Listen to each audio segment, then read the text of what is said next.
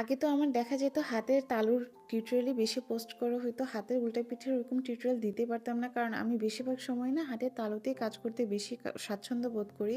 ওখানে হাতের ডিজাইনটাও না ফুটে তুলতে পারি, কিন্তু উল্টা পিঠে ডিজাইন করতে গেলে অনেক বেশি ভ্যাবাচ্যাকা খেয়ে যায়, বা মনে হয় কি যে ডিজাইনটা না ভালোভাবে আমি ফুটাই তুলতে পারি না।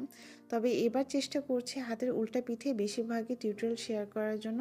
যার কারণে না আমি এখন যাকে মেহেদি পরাই দিই না কেন, তার হাতের উল্টা পিঠে আগে ট্রাই করি মেহেদি পরিয়ে দেওয়ার। কারণ এটার টিউটোরিয়ালটাও না অনেকেই চায়, আবার অনেকেই ভাবে যে হয়তো শুধু তালুতে ভালো কালার আসে, যার কারণে আমরা হাতের উল্টা পিঠে দেই না, এরকম না। দেখেন, হাতের তালুতে তো অবশ্যই সব থেকে বেশি ভালো কালার আসে, যেহেতু সেখানে চামড়াটা তুলনামূলক হাতের উল্টা পিঠে থেকে বেশি মোটা থাকে।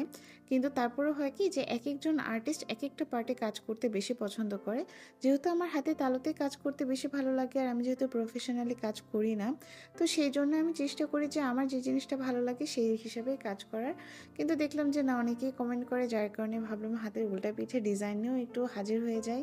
কিন্তু অনেক বেশি কনফিউশনে ছিলাম যে কী ধরনের ডিজাইন করি। পরবর্তীতে মনে হলো যে আচ্ছা ঠিক আছে, আমি একটু ব্রাইডাল টাইপের একটা ডিজাইন করি। কিন্তু একদম তো কোনোই থেকে ব্রাইডাল কাজ করা আমার পক্ষে সম্ভব না, যার কারণে ছোটোখাটো একটা সেমি ব্রাইডাল ডিজাইন করেছিলাম, যেটা খুবই সিম্পল টাইপের, মানে যাতে করে সময়টা কম লাগে। কারণ এত বেশি গর্জিয়াস ডিজাইন আমার পক্ষে এখন করা একদমই সম্ভব হয়ে ওঠে না।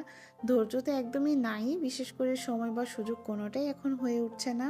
যে কোনো মেহেদি তুলনামূলক হাতের উল্টা পিঠে যেহেতু কালার কম আসে, তাই আমি চেষ্টা করি হাতের উল্টা পিঠে একটু বোল্ড টাইপের ডিজাইন করার জন্য। যার কারণে এই টাইপের একটা ডিজাইন সিলেক্ট করে নিয়েছিলাম। আর একদম ঘিজিবিজি ডিজাইন না আমার কাছে ভালো লাগে না, মনে হয় কালার হওয়ার পরে না ডিজাইনটা ফুটে ওঠে না। যার কারণে একটু মাঝখানে এরকম গ্যাপ রেখে তারপরে একটা ডিজাইন করেছিলাম।